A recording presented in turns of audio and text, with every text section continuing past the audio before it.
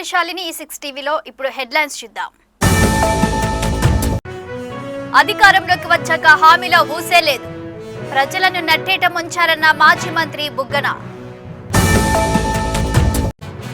నిర్వాసితులకు అండగా మేమున్నాం. కందుకూరు పర్యటనలో మంత్రి భరోసా. తాడుపట్టి పిడికిలి బిగించి వింత ఆచారంతో హోలీ జరుపుకున్న గ్రామస్తులు. Target Tirupati hotels, Raj Park, Pai Viceroy సహా పలు చోట్ల బాంబు కలకలం. ఉప్పల్ భాగయత్తులో డీజేలతో మారుమోగుతున్న హోలీ ఈవెంట్స్. వివరాల్లోకి వెళ్తే అధికారంలోకి వచ్చాక హామీల ఊసే లేదు, ప్రజలను నట్టిట ముంచారు అన్నారు మాజీ మంత్రి బుగ్గన. ఏపీ రాజకీయాల్లో విమర్శల పర్వం కొనసాగుతుంది. కూటమి ప్రభుత్వంపై మాజీ ఆర్థిక మంత్రి బుగ్గన రాజేంద్రనాథ్ రెడ్డి విరుచుకుపడ్డారు. హామీల వెలుగుతో ప్రజలను బురిడి కొట్టించారని, అధికారంలోకి వచ్చాక ఆ ఊసే ఎత్తడం లేదని ధ్వజమెత్తారు. ఎన్నికల ముందు సూపర్ 6 పేరుతో ఆశ చూపించి తీరా గెలిచాక ప్రజలను నట్టేట ముంచారని బుగ్గన ఆరోపించారు. గత వైసీపీ ప్రభుత్వ హయాంలో క్యాలెండర్ ప్రకారం సంక్షేమ పథకాలు అందేవని, కానీ ఇప్పుడు లబ్ధిదారులు కార్యాలయాల చుట్టూ తిరగాల్సిన పరిస్థితి వచ్చిందని మండిపడ్డారు. ముఖ్యమంత్రి చంద్రబాబు నాయుడు తన రాజకీయ అనుభవాన్ని ప్రజల మోసానికే వాడుతున్నారని, ప్రజలు ఇలా నమ్మి మోసపోవడం ఇది మొదటిసారి కాదని ఎద్దేవా చేశారు. రాష్ట్ర ఆర్థిక పరిస్థితిపై ప్రభుత్వం కాకి లెక్కలు చెబుతుందని, అప్పులపై కూటమి నేతలు ద్వంద్వ ప్రమాణాలు పాటిస్తున్నారని విమర్శించారు. అధికారం ఎవరికీ శాశ్వతం కాదు, ప్రజలకు ఇచ్చిన మాట నిలబెట్టుకోలేకపోతే కాలమే సమాధానం చెబుతుందని బుగ్గన రాజేంద్రనాథ్ రెడ్డి అన్నారు. 10 సత్యాలలో 2-3 అసత్యాలు ఉంటే మనం చెప్పొచ్చు. 10 సత్యాలలో 9 అసత్యాలు ఉంటే ఇక మనం ఏం చెప్పేది ఏముంది దాంట్లో? ప్రజలే చూస్తున్నారు. మనం ఎన్ని చెప్పినా ఎన్ని చెప్పకుండా ప్రజలే చూస్తున్నారు. నీకు 15, నీకు 15, నీకు 18, నీకు 20 అన్నారు కదా. 15, 18, 18, 20 ఎక్కడున్నాయి? ఎంతమంది నిరుద్యోగులకు ఉద్యోగాలు వచ్చినాయి? ఎంతమంది నిరుద్యోగులకు 3,000 రూపాయలు నెలకిస్తున్నారనేది ప్రజలకు తెలుసు కదా. అది బడ్జెట్లో పెడితే తెలియకుండా పోతుందా, పెట్టకుండా ఏమైనా తెలుస్తుందా? కృతజ్ఞతకు ఆశకు పోటీ పెడితే ఆశనే గెలుస్తుంది. ఇప్పుడు కృతజ్ఞత అనేది ఎవరి మీద ఉండాలా? జగన్మోహన్ రెడ్డి మీద ఉండాలా. ఎందుకంటే చెప్పిన ప్రతి ఒక్కటి చేసినాడు కాబట్టి. ఆశ కూటమి సృష్టించింది. ఇదే మనకు తెలియక నా విద్య. ఎవరు మీకు నాకు అందరూ తెలుస్తుంది. ఆశ సృష్టించింది. అబద్ధాలు చెప్తే ఆశ సృష్టి అవుతుంది. మానవుల ఆశ సృష్టించినారు, ఈరోజు ఎత్తేసినారు. ఇప్పుడు ఏమి పెడతానంటే ఆశ, కొడతానంటే భయం, రెండు కనుక్కున్నారు అనమాట. కృతజ్ఞతకు ఆశకు పోటీ పెడితే ఆశనే గెలుస్తుందని చెప్పేసి కనుక్కున్నారు. ఉద్యోగం లేని వాళ్ళకి 3,000 వచ్చిందే, ప్రతి మహిళకు నెలకు 1,500 వచ్చిందే, పేరుకు అమ్మఒడి కార్యక్రమాన్ని వేరే పేరు పెట్టి మార్చినారు. అందరికి వచ్చిందే. 100 4,000 రూపాయలు పెన్షన్ పెంచుతానండ్రి. 2 ఏళ్ళు అయింది. ఒక్క అదనంగా పెన్షన్ దానికి ఎవరికైనా ఇచ్చినారా? ఒక ఇండ్లు ఎక్కడైనా ఇచ్చినారా? ఒక పట్టా ఎక్కడైనా ఇచ్చినారా? ఆ రోజు జగన్మోహన్ రెడ్డి గారు చెప్పినటువన్నీ చేస్తే మీరంతా అనవసరంగా ఇస్తున్నారు అని అన్నారు. అనవసరంగా ఇస్తున్నారు అని చెప్పిన మంచి జగన్మోహన్ రెడ్డి గారు ఏమన్నారు? పేదవాడిని చూసుకోవడమే ప్రధానమైన బాధ్యత నాది, పేదవాడిని చూసుకున్న తర్వాత మిగతా అన్నీ వస్తాయనేది ఆయన వాదన. వీళ్ళు ఏమన్నారు? అసలు మీరు పేదవాడిని చూసుకోవడమే అనవసరమైనట్లు చెప్పి ఎలక్షన్ టైం వచ్చేటప్పటికి అందరూ 300 ఇస్తా అంటారు. ఆశ. సో మనిషి పాపం ఏం ఆశాజీవి.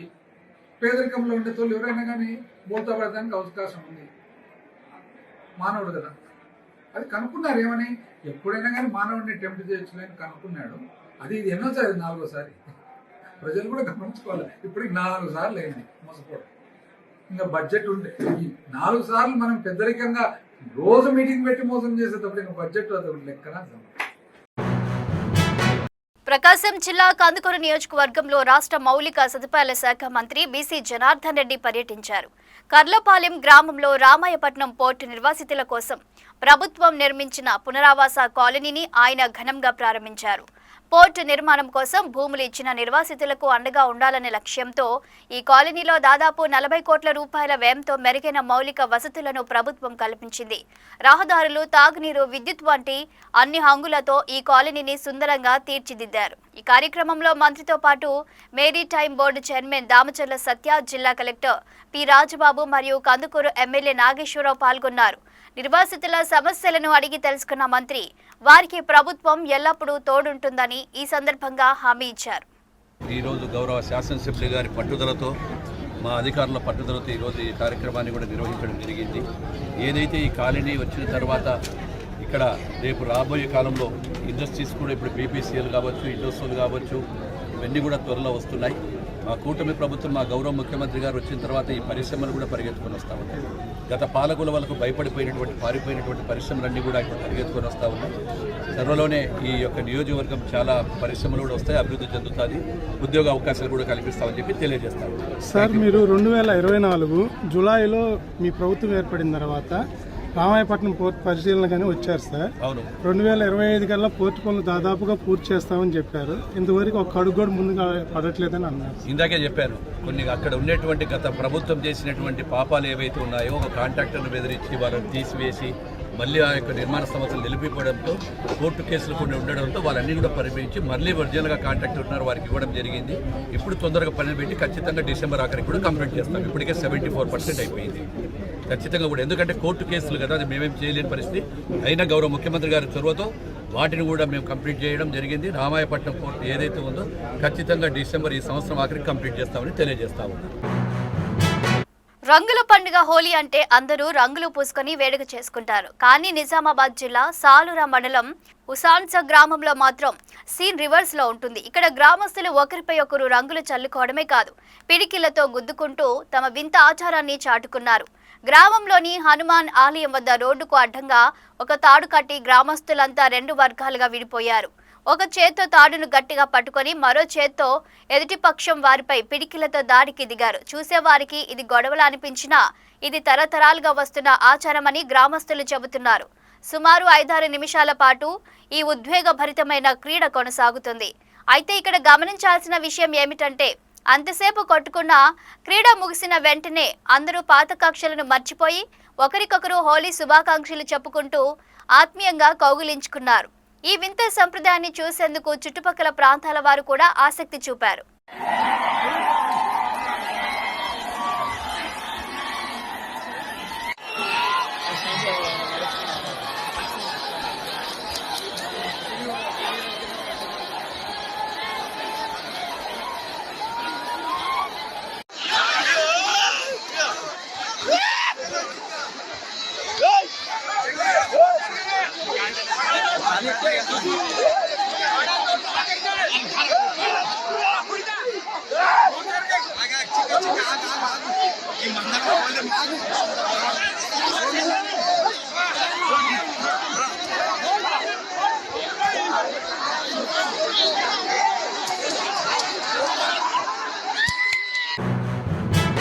ఆధ్యాత్మిక క్షేత్రం తిరుపతిలో మరోసారి బాంబు బెదిరింపులు కలకలం రేపాయి.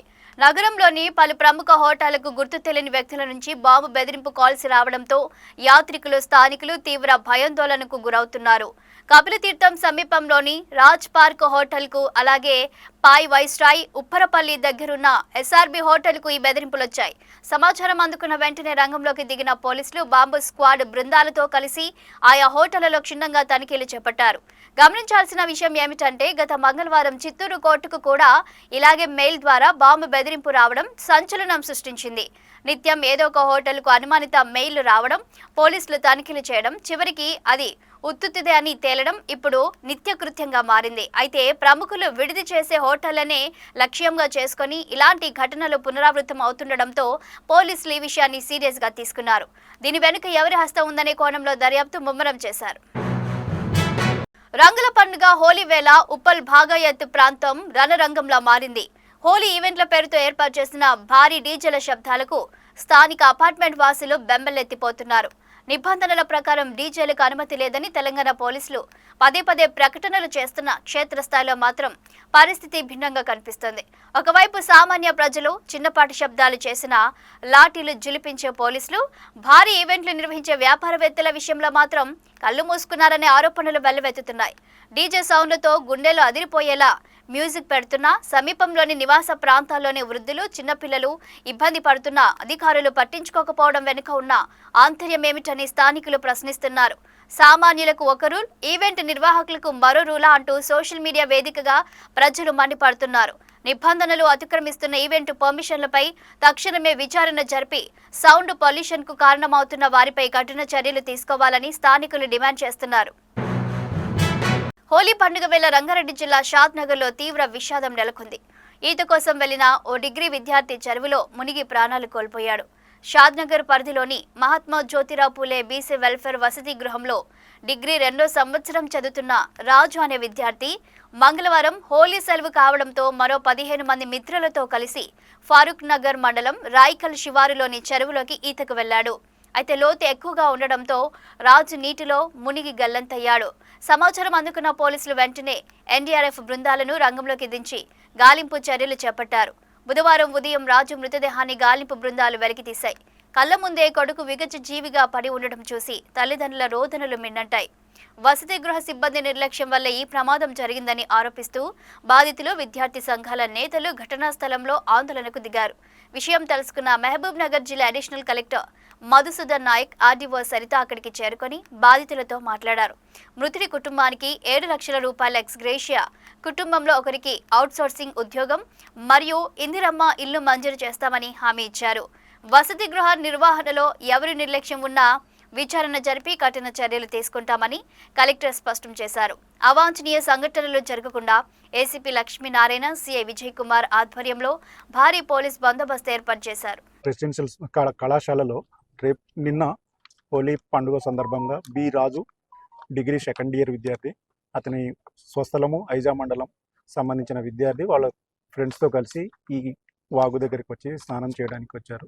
సో స్నానం చేసేటప్పుడు అనుకోకుండా ప్రమాదవశాత్తు దాంట్లో మునిగిపోవడం జరిగింది. సో దాంట్లో భాగంగానే మనం తెలిసిన వెంటనే పోలీస్ సిబ్బంది, ఫైర్ డిపార్ట్మెంట్, ఎన్డీఆర్ఎఫ్ వాళ్ళందరూ కలిసేసి గాలింపు చర్యలు చేపట్టడం జరిగింది. సో బాడీ ట్రేస్ అవుట్ జరిగింది. దానికి సంబంధించి ఇక్కడ ఉన్న మన మహబూబ్నగర్ జిల్లా కలెక్టర్ గారితో మాట్లాడడం జరిగింది. మహబూబ్నగర్ జిల్లా కలెక్టర్ గారు ఆల్రెడీ గద్వాల జిల్లా కలెక్టర్ గారితో మాట్లాడడం జరిగింది. సో సొసైటీ తరఫున అనుకోకుండా విద్యార్థి మృతి చెందిండ్రు కాబట్టి వాళ్ళకు సొసైటీలో ఒక ఇది ఉంది, ఒక సిస్టమ్ ఉంది. ఆ సిస్టమ్ ప్రకారం 2 లక్షలు వాళ్ళు ఇవ్వడం జరుగుతుంది. దాంతోపాటు డిజాస్టర్ మేనేజ్మెంట్ కింద జిల్లా తరఫున 5 lakhs మహబూబ్నగర్ జిల్లా తరఫున మేము ఇస్తాము.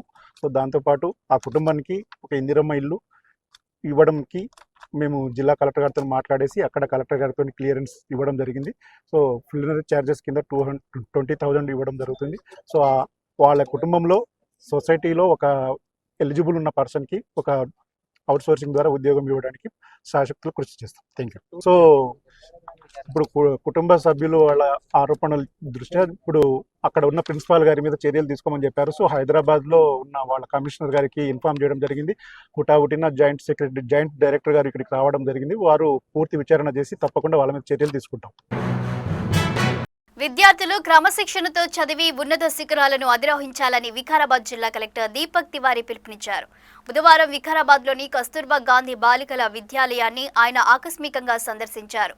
ఈ సందర్భంగా పాఠశాలలోని కిచెన్ వంటగదిని పరిశీలించిన కలెక్టర్ బియ్యం, పప్పులు, కూరగాయల నాణ్యతను స్వయంగా తనిఖీ చేశారు. అనంతరం విద్యార్థినులతో ముఖాముఖి మాట్లాడిన కలెక్టర్ ప్రతిరోజు మెనూ ప్రకారం భోజనం పెడుతున్నారా లేదా అని అడిగి తెలుసుకున్నారు.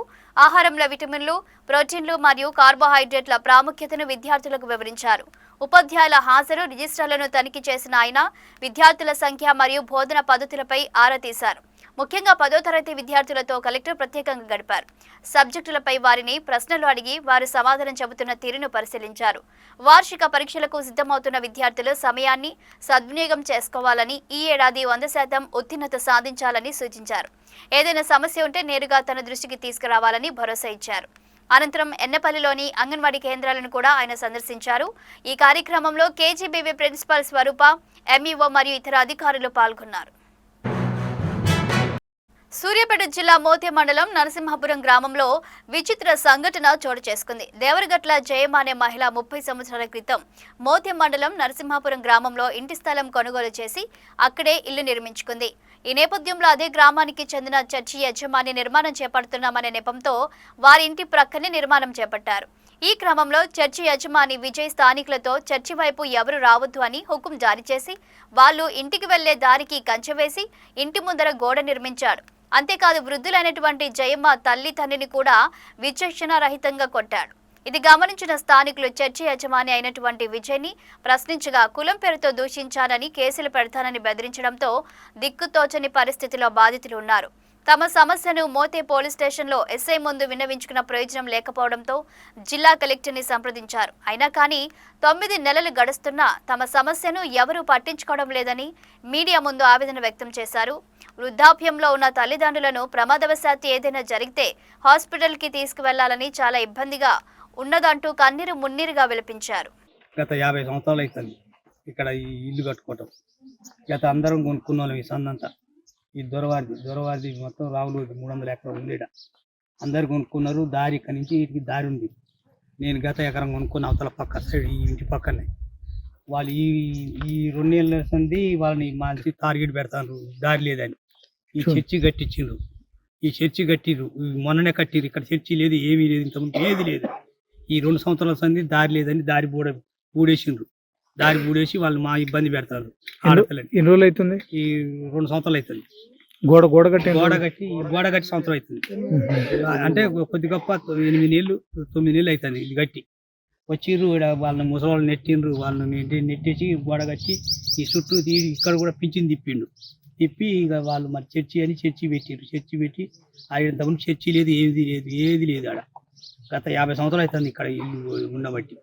గత అందరూ ఈ చుట్టుపక్క వాళ్ళు ఎవరిని అడిగినా చెప్తారు. గత మా ఇబ్బంది పెడతారు వాళ్ళని. ఆ ఇల్లు వాళ్ళ ఆడపిల్ల ఎడిపోదానికి కూడా దారి లేకుండా అయింది. అంతే సార్. కంప్లైంట్ ఇచ్చారు. కంప్లీట్ కూడా చాలా మంది ఇచ్చినా కూడా దాన్ని మాపు చేస్తాను. కంప్లీట్ ఇచ్చిండ్రు వాళ్ళు. ఇంకా ఏరేటోళ్ళు వచ్చిండ్రు.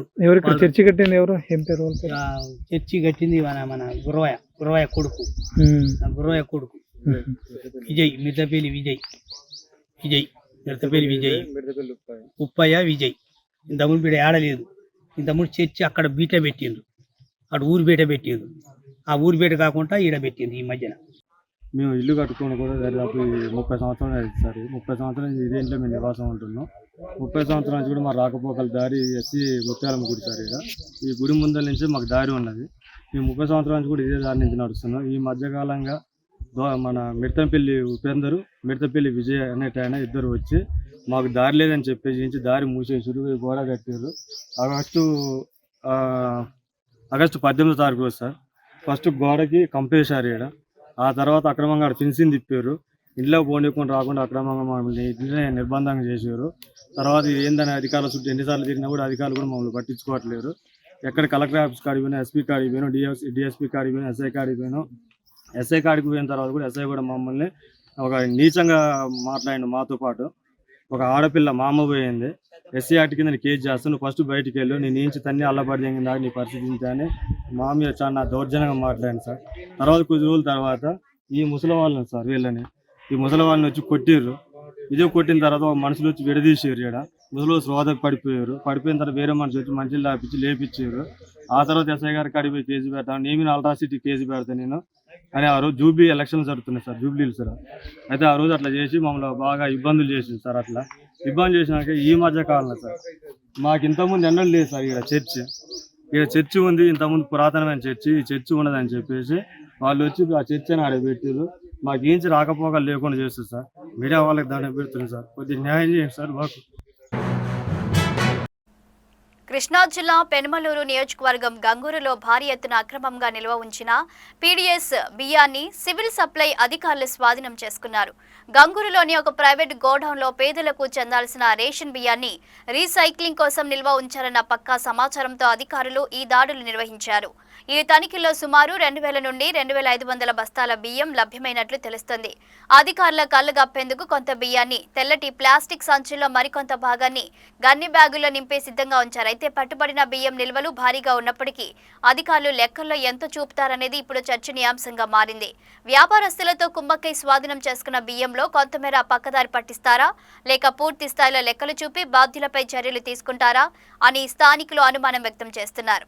రేషన్ బియ్యం అక్రమ రవాణాపై ఉన్నతాధికారులు ఎలా స్పందిస్తారో వేచి చూడాలి. గురువుపైనే దాడికి దిగిన శిష్యుడు, ప్రమాదంలో పడ్డ విలువల వ్యవస్థ. ఒకప్పుడు గురువు అంటే భయభక్తులుండేవి, కానీ నేడు పరిస్థితి ఆందోళనకరంగా మారింది. విద్యార్థులు క్రమశిక్షణ తప్పడం, ఉపాధ్యాయులపైనే దాడులకు దిగడం సమాజం ఎటు వెళ్తుందన్న ప్రశ్నను రేకెత్తిస్తోంది. ఎన్టీఆర్ జిల్లా వీరవల్లి జిల్లా పరిషత్ హైస్కూల్లో జరిగిన ఈ ఘటన నిజంగా కలిచివేసేలా ఉంది. పాఠశాలలో కౌన్సిలింగ్ విధిగా ఉండాలి. పరీక్షల ఒత్తిడి లేదా వ్యక్తిగత కారణాలతో విద్యార్థులు కోపానికి లోనవుతుంటారు. ప్రతి పాఠశాలలో ఒక ప్రొఫెషనల్ కౌన్సిలర్ ఉండాలి. విద్యార్థుల మానసిక స్థితిని గమనించి వారికి ఎప్పటికప్పుడు ధైర్యం, క్రమశిక్షణ నేర్పాలి. ఉపాధ్యాయులకు రక్షణ, స్పష్టమైన చట్టాలు అధికారుల నుండి లేదా విద్యార్థుల నుండి. ఉపాధ్యాయులు వేధింపులకు గురైనప్పుడు వారికి అండగా నిలిచే టీచర్ ప్రొటెక్షన్ యాక్ట్ లాంటి కఠిన నిబంధనలుండాలి. ఫిర్యాదు చేసిన వెంటనే స్పందించే వ్యవస్థ ఉండాలి. తల్లిదండ్రుల బాధ్యత పిల్లలు ఇంట్లో ఎలా ఉంటున్నారు, బయట ఎవరితో తిరుగుతున్నారు అనేది గమనించాలి. నా కొడుకును కొడతావని టీచర్తో గొడవకు వెళ్లే బదులు మా వాడు ఎందుకు ఇలా ప్రవర్తించాడని విశ్లేషించుకోవాలి. బడిలో టీచర్, ఇంట్లో తల్లిదండ్రులు సమన్వయంతో ఉంటేనే విద్యార్థి దారిలోకి వస్తాడు. అధికారుల వేధింపులు తగ్గాలి. 2026 నాటి పరిస్థితుల్లో మీరన్నట్లు యాప్లు, అటెండెన్స్, ర్యాంకుల ఒత్తిడితో టీచర్లు నలిగిపోతున్నారు. అధికారుల లక్ష్యం కేవలం ఫలితాలు మాత్రమే కాకుండా టీచర్లు ప్రశాంతంగా బోధించే వాతావరణాన్ని కల్పించడం మీద కూడా ఉండాలి. ఇక క్రమశిక్షణ చర్యలు. ఉపాధ్యాయుడిపై చేయి చేసుకున్న విద్యార్థి విషయంలో ఎలాంటి మొహమాటం లేకుండా కఠిన చర్యలు తీసుకోవాలి. లేదంటే ఇది మిగిలిన వారికి కూడా అలవాటుగా మారుతుంది. పబ్లిక్ పరీక్షలు రాసే విద్యార్థి అయినా సరే తప్పు చేస్తే శిక్ష పడాల్సిందే. గురువుకి ఇచ్చే గౌరవం కేవలం ఆ వ్యక్తికి ఇచ్చేది కాదు, అది మనం నేర్చుకునే విద్యకి ఇచ్చే గౌరవం. ఈ విలువలు మళ్ళీ బడిలో ప్రాణం పోసుకోవాలి.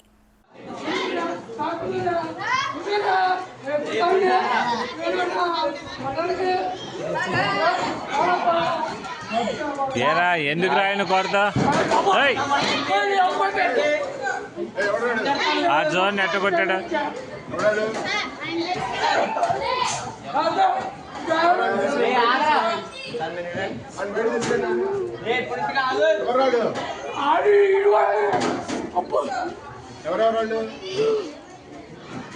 ఏరా దేనికి రా విధానం ఏంటి అసలు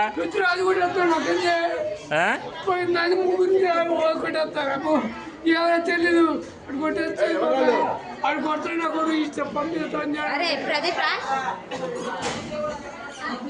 రే ఎందుకు రా విధానం అట్లా కాదు అసలు తప్పు కదా. మాస్టర్నట్టు ఇది ఏదైనా ఉంటే టీచర్తో చెప్పాలి కానీ కొట్టుకోవటం ఎందుకురా. సూర్యాపేట జిల్లా మునగాల మండలం ముకుందాపురం గ్రామంలో డాక్టర్ బిఆర్ అంబేద్కర్ నూతన విగ్రహాన్ని ముకుందాపురం గ్రామంలో ఉండే మాదిగలు ప్రతి ఇంటి నుంచి చందా రూపంలో డాక్టర్ బిఆర్ అంబేద్కర్ విగ్రహాన్ని ఏర్పాటు చేసుకున్నారు.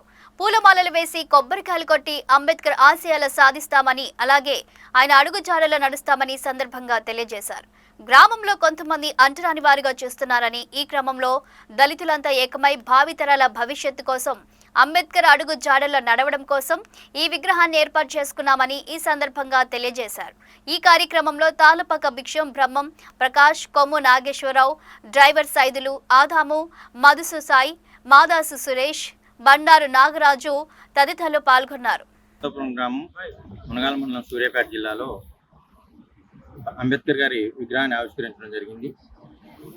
ఇది బడుగు బలహీన వర్గాల ఆశాజ్యోతి, రాజ్యాంగ నిర్మాత అయినటువంటి అంబేద్కర్ విగ్రహాన్ని ఆవిష్కరించడం గొప్ప అవకాశంగా భావిస్తున్నాం. మా కుల పెద్దలు, ముకుందాపురం గ్రామ ఎస్సీ మాదిగ కుల పెద్దలు మరియు మా తోటి మిత్రులతో అందరితో కలిసి ఈ విగ్రహాన్ని ఆవిష్కరించడం జరిగింది. NH-65 రహదారి ఎమ్మటి మేము ఎప్పటి నుంచో నిర్మించాలనుకుంటున్నాం, కానీ గత కొంతకాలంగా అనివార్య కారణాల వల్ల ఆగిపోవడం జరిగింది. ఈరోజు ఈ విగ్రహాన్ని నిలబెట్టడానికి అవకాశం వచ్చి మేము ఈరోజు నిలబెట్టదలుచుకున్నాం. ఈ విగ్రహ ఆవిష్కరణ జరిగింది. ఇది మా యొక్క ఐక్యతకు, ఇది ఒక విగ్రహం కాదు, ప్రతీక కాదు, మా యొక్క ఐక్యతకు, మా యొక్క గౌరవానికి ప్రతీకగా మేము భావిస్తూ ఈరోజు ఇక్కడ విగ్రహాన్ని ఆవిష్కరించడం జరిగింది. ఇది మా పిల్లలు భవిష్యత్తులో అంబేద్కర్ గారి ఆశయాలు నెరవేరుస్తూ అతని బాటలో నడవాలని కోరుకుంటూ ఈ విగ్రహాన్ని ఆవిష్కరించడం జరిగింది. ప్రతి గ్రామాన అంబేద్కర్ గారు ఒక బడుగు బలగైన వర్గాల ఆశాజ్యోతిగా నిలవడం జరుగుతుంది. ఇది ఈరోజు ఈ కార్యక్రమానికి పెద్దలు రావాల్సి ఉండగా కొంచెం ఆలస్యమైంది, రాలేకపోయారు. సరే, ఏదేమైనప్పటికీ మేము ఎస్సీ మాదిగలందరం కలిసి ఏకమై ఈరోజు ఈ విగ్రహాన్ని ప్రతిష్ఠించడం చాలా ఆనందదాయకంగా ఉంది.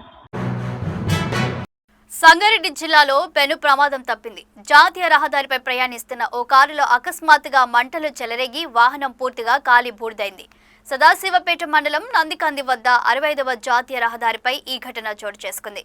కారు ప్రయాణిస్తున్న సమయంలో ఇంజిన్ నుంచి పొగలు రావడాన్ని గమనించిన డ్రైవర్ వెంటనే అప్రమత్తమై వాహనాన్ని రోడ్డు పక్కకు నిలిపివేశారు. కారులో ఉన్న వారు తక్షణమే బయటకు దిగిపోవడంతో పెను ప్రమాదం తప్పింది. నిమిషాల వ్యవధిలోనే మంటలు కారు అంతటా వ్యాపించి భారీ ఎత్తున ఎగిసిపడ్డాయి. ఈ ప్రమాదంతో జాతీయ రహదారిపై కాసేపు రాకపోకలకు అంతరాయం ఏర్పడింది.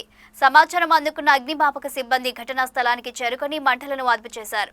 షార్ట్ సర్క్యూట్ కారణంగానే ఈ ప్రమాదం జరిగి ఉండొచ్చని పోలీసులు భావిస్తున్నారు. ప్రాణ నష్టం జరగకపోవడంతో అందరూ ఊపిరి పీల్చుకున్నారు. టీ20 ప్రపంచ కప్లో అజేయంగా దూసుకొచ్చిన దక్షిణాఫ్రికా ప్రస్థానం సెమీఫైనల్లోనే ముగిసింది. కీలకమైన నాకౌట్ పోరులో న్యూజిలాండ్ చేతిలో ఘోర పరాజయాన్ని మూటగట్టుకుంది. తొలుత బ్యాటింగ్ చేసిన సౌత్ ఆఫ్రికా 169 పరుగులు చేయగా 170 పరుగుల లక్ష్యాన్ని కివీస్ కేవలం ఒకే ఒక్క వికెట్ కోల్పోయి ఇంకా 43 బంతులు మిగిలి ఉండగానే ఛేదించడం విశేషం. ఈ ఓటమిపై మ్యాచ్ అనంతరం దక్షిణాఫ్రికా కెప్టెన్ ఎయిడెన్ మార్కరమ్ తీవ్ర నిరాశ వ్యక్తం చేశారు. కివీస్ ఓపెనర్లు ఫిన్ ఎలెన్, టిమ్ సిఫర్ట్ ఆడిన ఇన్నింగ్స్లే తమ కొంప ముంచాయని ఆయన అంగీకరించారు. మేము చేసిన 170 పరుగులు గౌరవప్రదమైన స్కోరే అని భావించాం. విరామ సమయంలో గెలుస్తామనే నమ్మకంతో ఉన్నాం. కానీ టీ20లో పవర్ ప్లే ఎంత కీలకమో కివీస్ ఓపెనర్లు నిరూపించారు. ఫిన్ ఎలెన్ అసాధారణంగా బ్యాటింగ్ చేశాడు. ఒక బ్యాటర్ అలా ఆడుతున్నప్పుడు ఫీల్డింగ్ జట్టుగా అడ్డుకోవడం చాలా కష్టం. ఈ ఓటమి మాకు చంపపెట్టు లాంటిది. టోర్నీ అంత అద్భుతంగా ఆడి ఇలా నిష్క్రమించడం బాధగా ఉంది. ఫిన్ ఎలెన్ కేవలం 33 బంతుల్లోనే హాఫ్ సెంచరీ బాది టోర్నీ చరిత్రలోని అత్యంత వేగవంతమైన అర్ధ సెంచరీని నమోదు చేయడం గమనార్హం. సిఫర్ట్ 58 కూడా తోడవడంతో తొలి వికెట్కే 117 పరుగులు జోడించి దక్షిణాఫ్రికా ఆశలను ఆవిరి చేశారు. అజేయంగా సెమీస్ చేరిన ఏకైక జట్టుగా ఉన్న ప్రోటీస్ నాకౌట్ శాపాన్ని ఈసారి కూడా చెరిపేయలేకపోయింది. గుంటూరు జిల్లా పెదకాకాని రైల్వే స్టేషన్లో బుధవారం ఉదయం చోటు చేసుకున్న ఒక దారుణ హత్య స్థానికంగా తీవ్ర కలకలం రేపింది. గుర్తు తెలియని దుండగులు ఒక వ్యక్తిని అతి దారుణంగా గొంతు కోసి హత్య చేశారు. వివరాల్లోకి వెళ్తే రైల్వే స్టేషన్ ఆవరణలో రక్తపు మడుగులా పడి ఉన్న వ్యక్తి మృతదేహాన్ని గమనించిన స్థానికులు వెంటనే పోలీసులకు సమాచారం అందించారు. ఘటనా స్థలానికి చేరుకున్న పోలీసులు క్లూస్ టీం సహాయంతో ఆధారాలను సేకరించారు. మృతుడు అసలు ఎవరు, అతను రైల్వే ప్రయాణికుడా లేక మరెవరైనా అనే కోణంలో పోలీసులు విచారణ జరుపుతున్నారు. అయితే దుండగులు వ్యక్తిని ఇక్కడే హత్య చేశారా లేదా మరెక్కడైనా హత్య చేసి మృతదేహాన్ని స్టేషన్ ఆవరణలో పడేశారా అనే అనుమానాలు వ్యక్తమవుతున్నాయి. ఈ ఘటనపై కేసు నమోదు చేసుకున్న పోలీసులు అన్ని కోణాల్లో దర్యాప్తును ముమ్మరం చేశారు. మృతుడి వివరాలు తెలియాల్సి ఉంది. పలమనేరు హైవేపై ఘోర రోడ్డు ప్రమాదం జరిగింది. కారు వేగంగా వచ్చి లారీని వెనుక నుంచి ఢీకొట్టింది. ఘటనలో 5 మృతి చెందారు. మృతుల్లో 2 పురుషులు, 3 మహిళలు ఉన్నారు. మృతులు కర్ణాటక రాష్ట్రం బెంగళూరు నగరం రాజాజీ నగర్కు చెందిన వారిగా గుర్తించారు. తిరుమల శ్రీవారి దర్శనం వెళ్తుండగా ప్రమాదం జరిగింది. పోలీసులు బంధువులకు సమాచారం ఇచ్చారు. గంగవరం మండలం వైఎస్ఆర్ జంక్షన్ వద్ద ఈ ప్రమాదం జరిగింది. ఇవి ఇప్పటివరకున్న బులెటిన్ విశేషాలు. చూస్తూనే ఉండండి E6 TV.